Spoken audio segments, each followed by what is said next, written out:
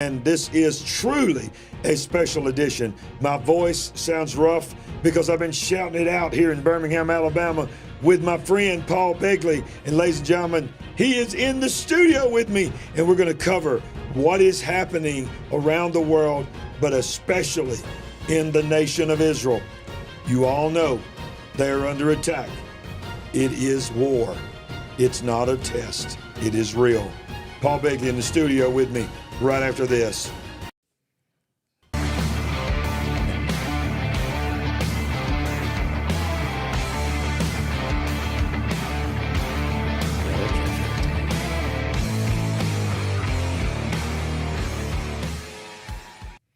All right, Pastor Paul Begley is in the studio. We'll go ahead and bring him in right now. Pastor Paul, welcome to the in-studio of the Kingdom Intelligence Report. Wow, it's so nice. This is awesome studio you have here.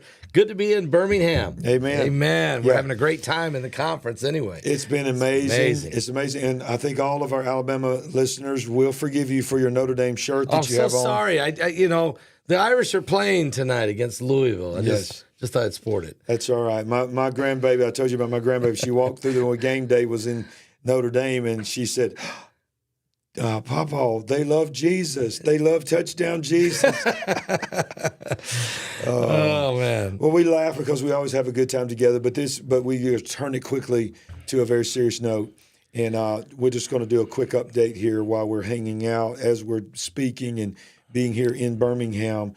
Israel has been under a massive attack like we've not seen, I think maybe even since the late 60s there. So, Pastor Paul, what are you hearing about the latest at the time of this recording and what has happened in Israel? Bishop, let me just say it's a very sad day in Israel. It was supposed to be a joyous celebration, the final day of the Feast of Tabernacles. But instead, the people were awakened with an attack, 22 different locations. Hamas, out of Gaza, sent in terrorists by tunnel, underground. They cut through the fences. They come above ground. They came in on rubber boats by water. They flew in on these it's like paragliders. Paragliders, what they were. Paragliders. Yeah. It's amazing. And so what's ended up happening, they attacked Israel, rockets flying everywhere, thousands of rockets fired into Israel, hitting all kinds of locations in different towns.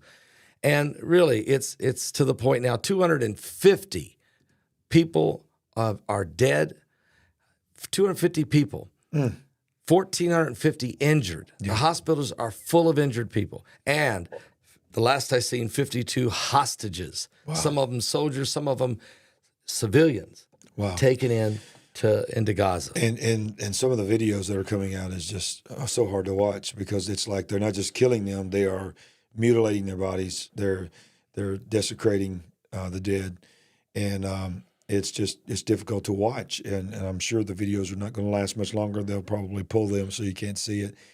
But my question, Pastor, how in the world did this happen and catch Israel off guard? It's just I can't understand it. This is the mystery because Mossad is so good. The intelligence there has always been so spectacular. And the fact that they could launch an attack like this, catch everybody off guard with no one seen it coming, and it's just I'm just struggling to believe that. And if it weren't Israel's ability, you would think the Americans would have their eyes. Somebody's got to have seen this coming. I just don't buy that. Yeah. So that even makes me more concerned. Yeah. This is the worst attack on the nation of Israel for 50 years, since the 1973 Yom Kippur War. This is worse. Well, I think the question that most big picture viewers are probably asking would like to know, opinion of Paul Begley, what do you think Netanyahu is going to do? Is he worried about drawing in others so he does limited strikes?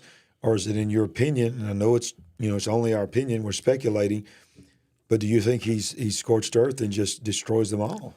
Well, those 52 hostages, or however many people they have, is going to affect his approach. He can't go in scorched earth and just annihilate Hamas, which he really wants to do. He's got to figure out a way to disable their ability to fire the rockets probably first.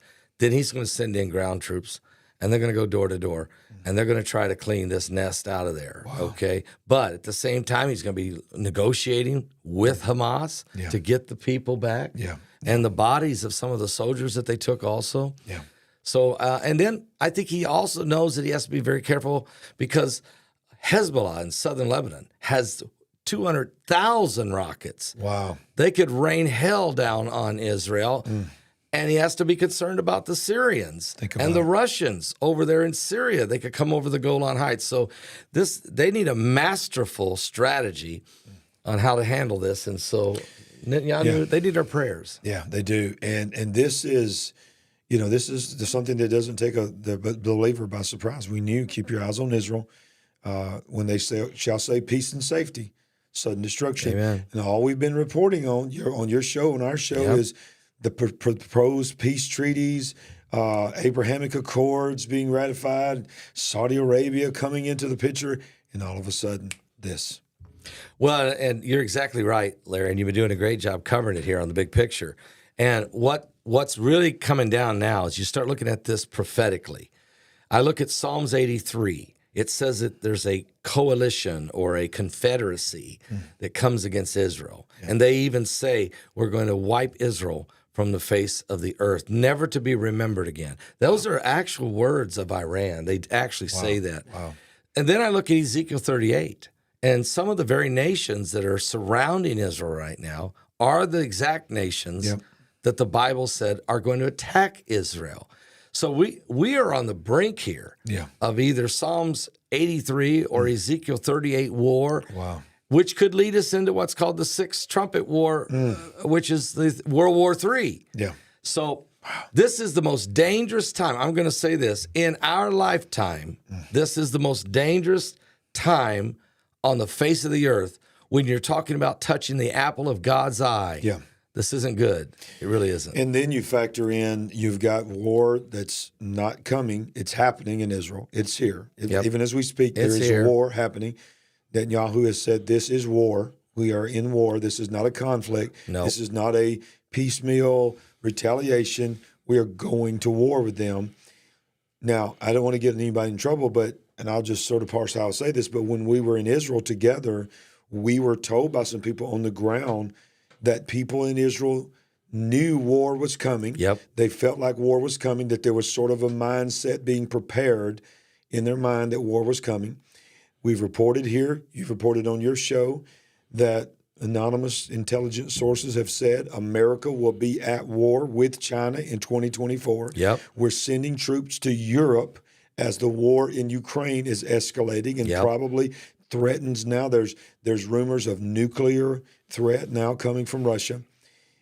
We have never known a moment where World War III, that catchphrase that people always, is this World War III? It was a catchphrase where it is really, literally, legitimately could be actually upon us. Am I right? You are absolutely 100% right. We can see that the Russian-Ukraine war is very, very volatile. It could spill over into Europe. All of, the NATO would be involved.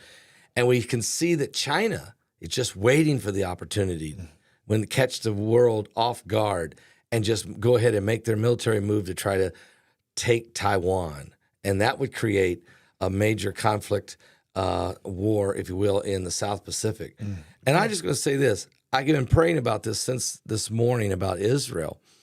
And when Israel declares war, it isn't just with Hamas. It's with jihad. Wow. I mean, if they're going to go to war, they're going to go to war. Instead of waiting to get hit with Hezbollah in southern Lebanon, don't be shocked if Israel doesn't do the preemptive strike. Don't be shocked if Israel doesn't preemptively hit Damascus, which the Bible prophesies and says that Damascus will be no longer a city but a ruinous heap. And don't be shocked even if they go after Iran, who funds this whole thing, who supplies it. So war is war, and it's not just with, I really believe he's declared war on his entire regional enemies. This could really blow sky high. And so what you just said about Europe, This is the recipe for World War III. My goodness. You know, you got to be careful how you say this and what you say, but I just don't believe, Pastor, that there were not people in Israel and Washington and other places that could not have seen this coming. How can there be such a major multiple front attack underground through tunnels, through fences, over walls, through air on paragliders? I mean, missiles at the same time, rockets at the same time. How could you not know? It almost feels like, and I'm not saying I know this for a fact, but it almost feels like somebody knew and maybe they purposely were either in on it or didn't want to tell for the political reason. It's just, it doesn't make sense that intelligence forces from the CIA to the Mossad, come on. I know. They did not know this was coming? You want to know what I feel like? To this point, you bring up a great point. It almost feels like 9/11. And what I mean by that is, how did we not know? Right. How in the world did the CIA, the FBI, and the rest of the intelligence, military intelligence, not realize? It was almost like somebody let it happen. Well, it has the same thing happened in Israel. Wow. Is there enemies among the intelligence community of Israel or even the United States? And this is huge. This is huge. I'm saying that we're on the brink of the most prophetic moment. I believe that this next 3 months, 4 months will be such a prophetic time. Keep your eyes on watching what happens in Israel, Bishop, but also watch the rest of the players of the world, what they're doing while this is going on. Because I think right now, at the time of this recording, the whole world is condemning this attack. Yes. But that's pre-retaliation from Israel, because the people that hate Israel, which is the majority of the power brokers in the world, they want them to possibly maybe send an airstrike, knock out this building like they've done before. But I think what you're saying is this is such a massive attack. Once they deal with the hostage situation, they're going to probably try to finish this thing. And when that happens, you and I both know the media will not be pro-Israel anymore. Nope. They'll turn on them. They'll say that they're killing innocent women and children and all this. And I think that's what they know. That's part of the war plan. Part of the war plan was these attacks, these missiles, these multi-front. And now let's pull them into it so that we can get the world on our side when they retaliate against us. They're willing to sacrifice their own people to be killed from Israel so that they would get the narrative of the world to turn it against Israel. Yeah, because ever since we've been talking peace and safety with Mohammed bin Salman and Saudi Arabia, and the talk about this trans-Asian Euro train. It was going to link India all the way to France through the Middle East. Yep. I mean, in peace, and getting ready to normalize relationship. There was no way that Iran and their proxies was going to let this happen without a fight. And you're exactly right. They want public opinion to swing. They want the United Nations Security Council to meet against Israel. Watch and see if they don't. Yeah. They're not going to meet. Have they met yet? Do you hear a meeting about the attack? No.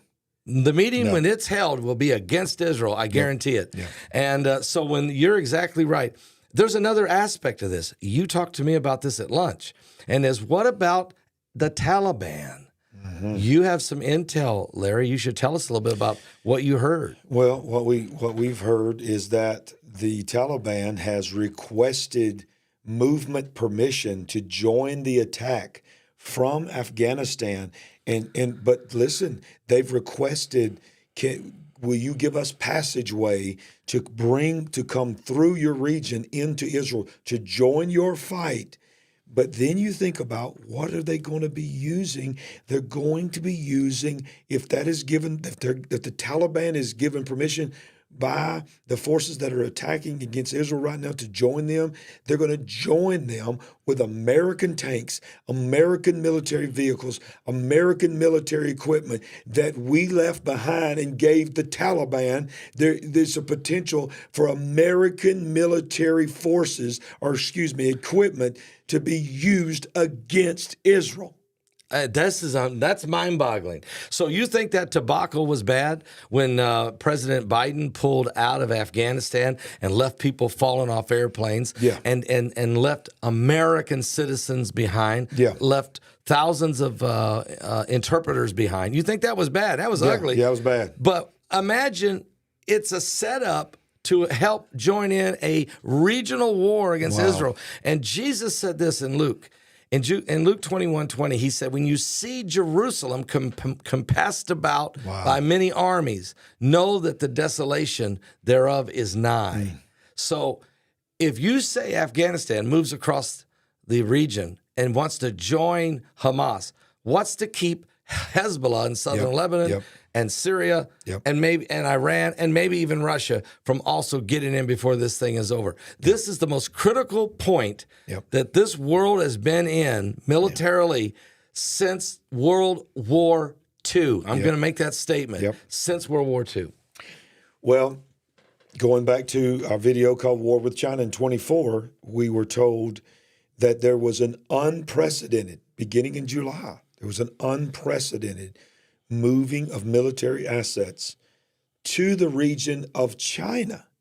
Not to mention then, we reported that there were military assets being moved to the Suez Canal and to that area as well, stationed off.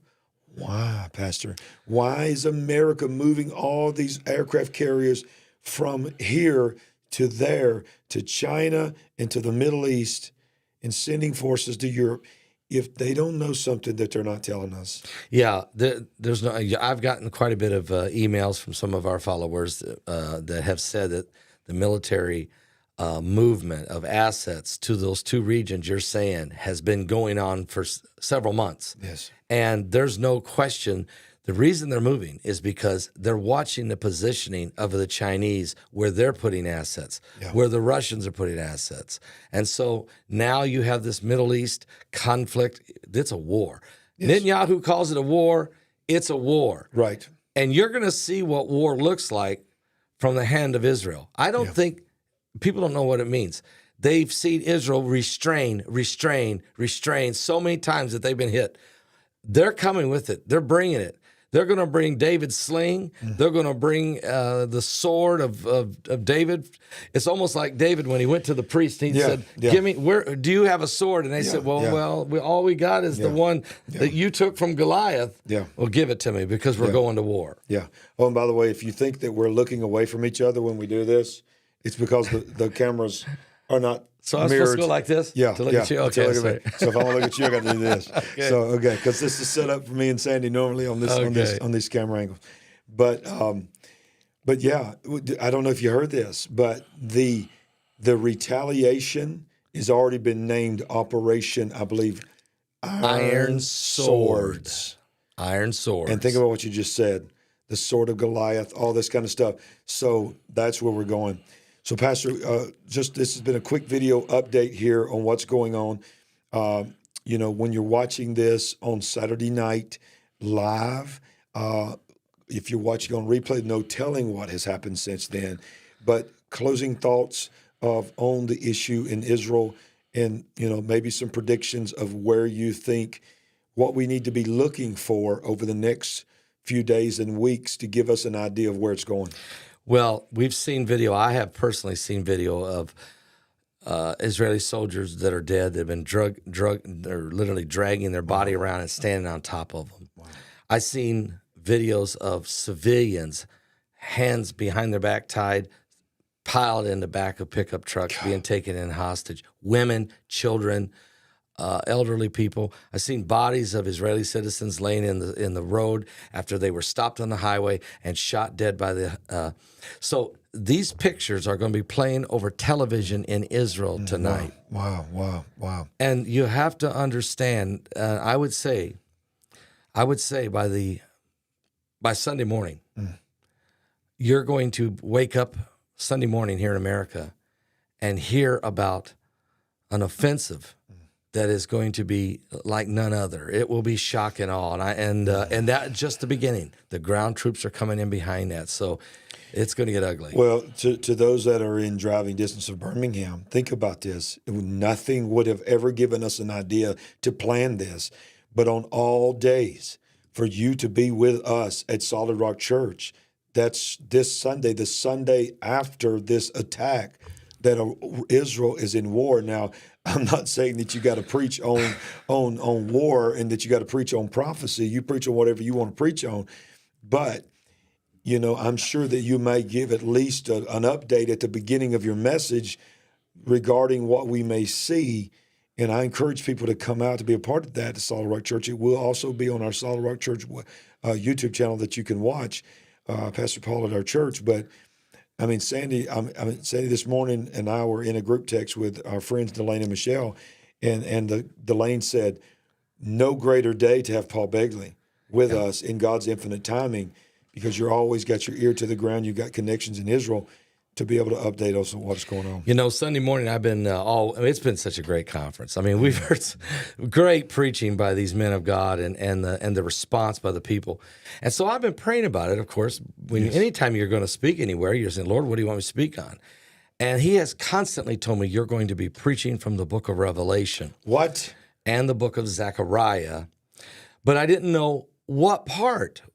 And now I know. Wow. So it was. This season is here. Wow. So yeah, I'm definitely going to be preaching prophecy tomorrow, and we'll see what all God wants to do with that. But I promise you, we're going to help open the eyes of the blind. Wow. Of the time we're in. Wow. So all you got to do is right here on YouTube, just search for Solid Rock Church, or it's real easy, youtube.com/Solid Rock Church. And there's a lot of Solid Rock churches out there, but we got the Solid Rock Church, okay, name. So it's youtube.com/Solid Rock Church, and you'll see it and you can watch it live. So, Pastor, thank you for joining us for this quick update to get people up to date at this point. Be watching for more breaking news on, of course, Pastor Paul Begley's show. He will obviously go live on his show if something breaks. We'll do our best, but we can't do like him, so we always get our information from Paul Begley. We love you, sir. We love you, too, so much. Great to be, an honor to be in your studio. I mean, it really is. Okay? Well, now that you're in the studio, you got to help us do this. No matter what's happening in the world, it doesn't matter if you're in Birmingham, Indiana, or Orlando, Florida. We ain't woke, but we are certainly awake. God bless. Oh, I did it again. There it is. That's good.